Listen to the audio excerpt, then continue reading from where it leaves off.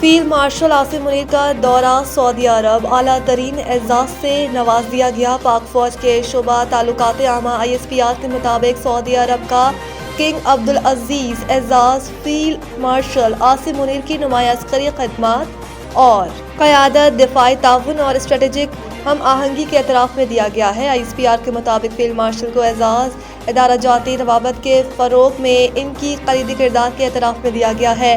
اعزاز علاقائی امن و استحکام کے لیے خدمات، انسداد دہشت گردی اور سلامتی کے شعبے میں تعاون کی عکاسی بھی کرتا ہے۔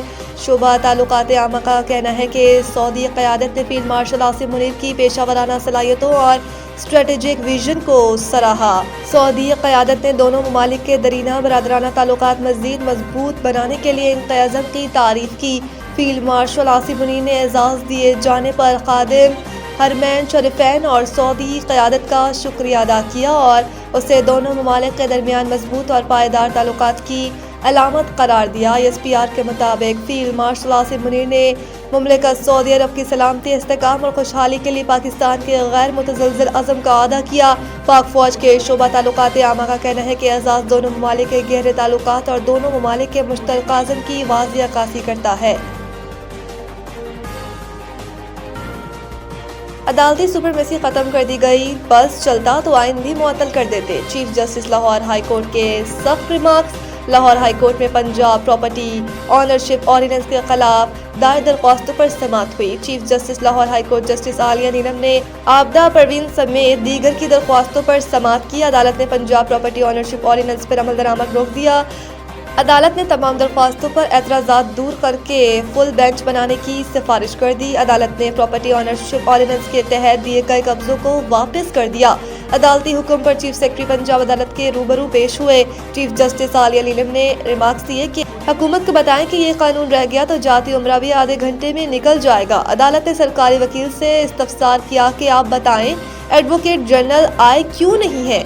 سرکاری وکیل نے جواب دیا کہ ایڈوکیٹ جنرل پنجاب بیمار ہیں، اس لیے نہیں آئے۔ چیف جسٹس عالیہ نیلم نے ریمارکس دیے کہ میں بھی بیمار ہوں، مجھے بیڈ ریسٹ کا کہا گیا مگر یہاں بیٹھی۔ چیف جسٹس عالیہ نیلم نے ریمارکس دیے کہ آپ نے civil set up civil rights کو ختم کر دیا، آپ نے عدالتی سپریمیسی کو ختم کر دیا۔ آپ کا بس چلتا تو آئین کو بھی معطل کر دیتے۔ اگر DC آپ کے گھر کا قبضہ کسی اور کو دے دے تو آپ کے پاس اپیل کا کوئی حق نہیں ہوگا۔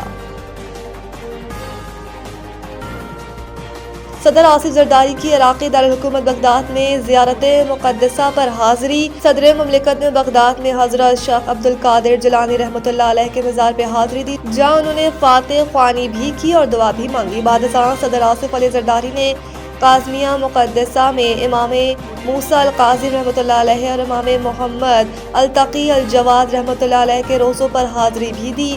روزہ قاظمیہ میں صدر مملکت نے امت مسلمہ کا اتحاد، عالمی امن اور اسلامی ممالک کی خوشحالی کے لیے دعا کی۔ اس موقع پر انہوں نے زائرین کے خطاب میں اپنے تاثرات بھی قلم بند کی اور ائمہ اہل بیت علیہ السلام کی تعلیمات کو علم، صبر، حکمت اور اعلیٰ اخلاقی اقتدار کی دائمی سرچشمہ قرار دیا۔ صدر آصف علی زرداری نے بغداد میں امام اعظم ابو حنیفہ رحمۃ اللہ علیہ کے مزار پر بھی حاضری دی اور فاتح خوانی کی۔ انہوں نے اسلامی فقہ، علم اور رواداری کے فروغ میں امام ابو حنیفہ رحمۃ اللہ علیہ کی خدمات کو خراج تحسین پیش کیا۔ اپنے دورے کے دوران صدر مملکت نے مختلف مزارات کے منتظمین اور مبلغین سے ملاقاتیں بھی کی اور زیارت مقدسہ کے انتظامات پر اطمینان کا اظہار کیا۔ بیرسٹر گوہر نے ہم خیال جماعتوں کو آپس میں ملوانے کے لیے کمیٹی بنانے کی تجویز پیش کر دی۔ ایک بیان میں بیرسٹر گوہر نے کہا کہ یہ ملک اور فوج ہماری ہے، ہم پہلے بھی ساتھ رہے اور آئندہ بھی ساتھ رہیں گے۔ انہوں نے کہا کہ ہاتھ ملاؤ تاکہ راستہ بنے، بات کرو تاکہ بات سے بات بنے۔ ملکی حالات تقاضا کر رہے ہیں کہ جامع مذاکرات کیے جائیں۔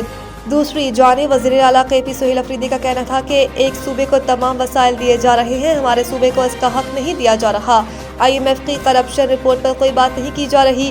وفاق کے اوپر واجب الادا ہمارے پیسے صوبے کو ملنے چاہیے۔ PTI رہنما اسد کیسر نے کہا کہ ملک میں جمہوریت کا جنازہ نکال دیا گیا ہے، اپوزیشن کے لوگ پنجاب میں رہائش نہیں رکھ سکتے۔ شاہد خاقان عباسی نے کہا کہ آئین پر عمل کیے بغیر ملک آگے نہیں جا سکتا، معاشی استحکام کے بغیر گروتھ نہیں ہوگی، ہمیں آئین کی بحالی کے لیے جدوجہد کرنی چاہیے۔ بالا علاقوں میں بارش اور برف باری سے موسم شدید سرد، رابطہ سڑکیں بند۔ پشاور شہر اور گردنواں میں بارش سے موسم سرد ہو گیا، جبکہ درجہ حرارت 11 سینٹی گریڈ تک پہنچ گیا۔ محکمہ موسمیات کے مطابق آئندہ 24 گھنٹے کے دوران مطلع ابر آلود رہنے کا امکان ہے۔ دیر لوور اور دیر اپر کے شہری علاقوں میں بارش اور پہاڑوں پر برف باری کا سلسلہ وقفے سے جاری ہے۔ وادی قمرات، جہاز بانڈہ، باڑگوائی، لواری ٹنل، کلپانی، شاہی، پنشاہی اور اشرائی درہ میں 1 فٹ برف پڑ چکی ہے۔ بارش اور برف باری سے سردی کی شدت بڑھ گئی۔ برف باری سے لطف اندوز ہونے کے لیے سیاحوں نے سیاحتی علاقوں کا رخ کرنا شروع کر دیا۔ ایبٹ آباد شہر اور گردنواں میں ہلکی بارش سے موسم شدید سرد ہو گیا، جبکہ نتھیا گلی، ایوبیہ اور ڈونگا گلی میں دوسرے روز بھی موسلادھار بارش جاری ہے۔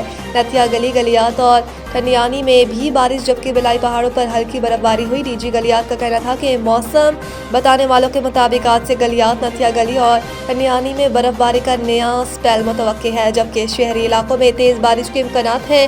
ڈی جی گلیات نے ہدایت کی ہے کہ پہاڑی علاقوں میں غیر ضروری سفر سے گریز کیا جائے۔ محسن نقوی کا بڑا اعلان، پاکستانی کرکٹ کے نوجوان ہیروز کو فی کس 50 لاکھ روپے انعام۔